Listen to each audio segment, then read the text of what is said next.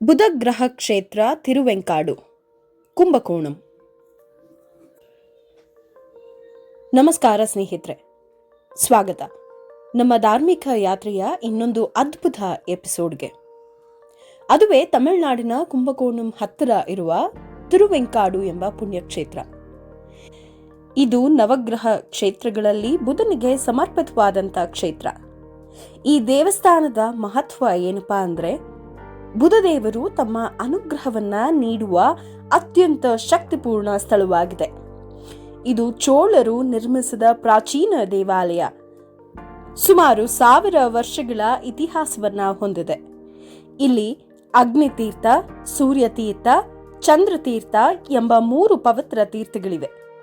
ಇದು ಶ್ರೀ ಶ್ವೇತಾರಣ್ಯೇಶ್ವರ ಸ್ವಾಮಿ ಮತ್ತು ವೇದ ವಿದ್ವಾಂಸ ಸ್ಥಳ ಎಂದು ಹಿಂದೂ ಪುರಾಣಗಳಲ್ಲಿ ವಿವರಿಸಲಾಗಿದೆ. ಬುಧ ಗ್ರಹದ ಮಹತ್ವ. ಬುಧ ಗ್ರಹವು ಹಿಂದೂ ಪೌರಾಣಿಕ ಕಥೆಗಳಲ್ಲಿ ಚಿಕ್ಕದಾದರೂ ಮಹತ್ವವಾದ ಪಾತ್ರವನ್ನ ಹೊಂದಿದೆ.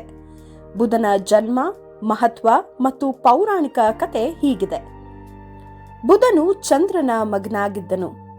ಕಥೆ ಪ್ರಕಾರ ತಾರಾ ಎಂಬ ಒಂದು ಅಪ್ಸರೆಯ ಮೇಲೆ ಚಂದ್ರ ದೇವನ ಪ್ರೀತಿ ಬೆಳೆದು ಅವರು ಗುರು ಬೃಹಸ್ಪತಿಯ ಪತ್ನಿಯಾದ ತಾರೆಯನ್ನ ಅಪಹರಿಸ್ತಾರೆ.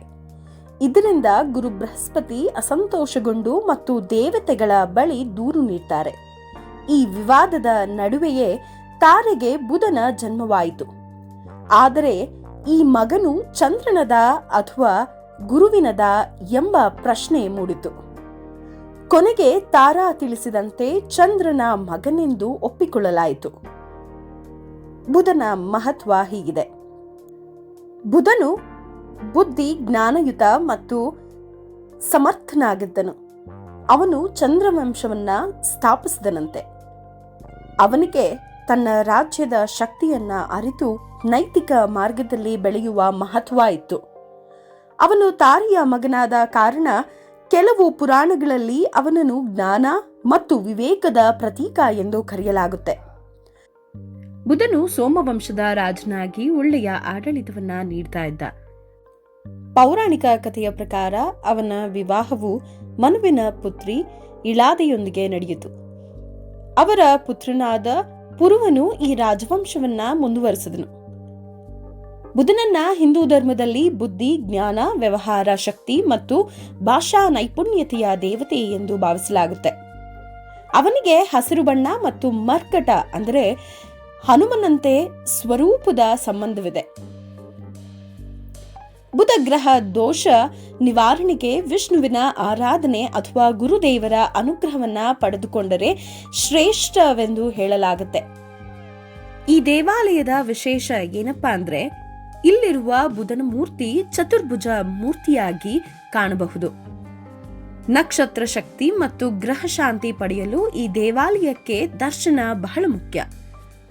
ಗುರು, ರಾಹು ಮತ್ತು ಶನಿ ಗ್ರಹದ ಪ್ರಭಾವ ಕಡಿಮೆಯಾಗಬೇಕು ಅಂತ ಅಂದ್ರೆ ಇಲ್ಲಿ ಸ್ಪೆಷಲ್ ಹೋಮ ಮತ್ತು ಪೂಜೆಗಳು ಕೂಡ ನಡೆಯುತ್ತವೆ. ತಿರುವೆಂಕಾಡು ದೇವಾಲಯದ ಇತಿಹಾಸ. ಹಳೆಯ ಪುರಾಣ ಮತ್ತು ತಿರುವೆಂಕಾಡು ದೇವಾಲಯದ ಕತೆ ಹೀಗಿದೆ. ತ್ರೇತಾಯುಗದಲ್ಲಿ ಈ ಸ್ಥಳದಲ್ಲಿ ಅಗಸ್ತ್ಯ ಋಷಿ ತಪಸ್ಸು ಮಾಡಿದ್ರಂತೆ. ಶಿವನು ಶ್ವೇತಾರಣ್ಯೇಶ್ವರನಾಗಿ ತಪಸ್ಸಿಗೆ ಪ್ರತಿಯಾಗಿ ಬ್ರಹ್ಮನಿಗೆ, ವಿಷ್ಣುವಿಗೆ ಮತ್ತು ಇತರ ದೇವತೆಗಳಿಗೆ ಉಪದೇಶವನ್ನ ನೀಡಿದ್ರಂತೆ. ಬುಧನ ತಪಸ್ಸಿನ ಕಾರಣ ಈ ಸ್ಥಳವು ಬುಧಗ್ರಹ ಪವಿತ್ರ ಕ್ಷೇತ್ರವಾಯಿತು. ಪೂಜಾ ವಿಧಾನಗಳು ಮತ್ತು ವಿಶೇಷ ಸೇವೆಗಳು. ಈ ದೇವಾಲಯದಲ್ಲಿ ನಡೆಯುವ ಪ್ರಮುಖ ಸೇವೆಗಳು: ಬುಧನ ಆರಾಧನೆ, ಬುಧವಾರ ವಿಶೇಷ ಅಭಿಷೇಕ ಹಾಗೂ ಅರ್ಚನೆ. ಬುಧ ಪರಿಹಾರ ಪೂಜೆ. ಬುಧನ ದೋಷ ನಿವಾರಣೆಗೆ ನಿರ್ದಿಷ್ಟ ಸೇವೆಯನ್ನ ನೀವು ಮಾಡಿಸಬೇಕಾಗುತ್ತೆ. ಮಹಾ ಅಯ್ಯಪ್ಪ ಪೂಜೆ ಮತ್ತು ಬುಧ ಹೋಮ. ಉತ್ತಮ ವಾಣಿಜ್ಯ, ವಿದ್ಯಾ, ಕಲೆಗಳ ಬೆಳವಣಿಗೆಗಾಗಿ ನೀವು ಈ ಪೂಜೆಯನ್ನ ಮಾಡಿಸಬೇಕಾಗುತ್ತೆ. ನವರಾತ್ರಿ, ಮಹಾಶಿವರಾತ್ರಿ ಮತ್ತು ಗುರು ಪೌರ್ಣಿಮೆ ದಿನಗಳಲ್ಲಿ ವಿಶೇಷ ಉತ್ಸವಗಳು ಇಲ್ಲಿ ನಡೆಯುತ್ತೆ.